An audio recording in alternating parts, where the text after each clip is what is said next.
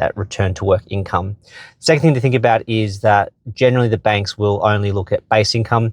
So if you've got things like commission income as part of your package, we want to see some sort of evidence that that's been earned on return. So let's not look at historical commission income as an example, because that's going to be too aggressive. The bank's going to take a position around, let's look at the base at this stage.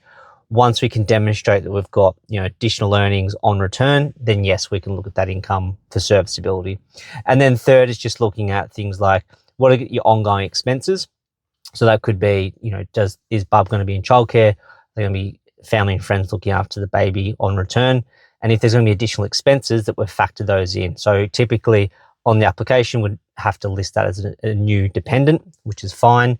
That will increase your general living expenses. But if there's going to be additional expenses that we need to factor in, perhaps you're looking to get some hired help internally, that needs to be factored as part of your ongoing general living expenses or commitments on top of the mortgage you're trying to go for. Now, for people who are self-employed, this is a slightly different conversation. Obviously, your income may not be as consistent as someone that's, say, PAYG. And it's just making sure that we can understand, if you're running a business, how is that going to continue to operate whilst you're on leave? Perhaps it gives you a bit more flexibility. Quite often I see people that are running businesses and they've got a young bub. They're just as efficient, if not more efficient. So in terms of earning capacity from that entity that you operate, that's not necessarily an issue that we need to think about.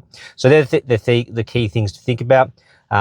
If you're going to look to get a pre-approval, just ensuring that that will last for 3 months. So it's at the date of application. So perhaps you're looking to get a pre-approval today, but ideally you're not looking to settle on this property and move in until the new year.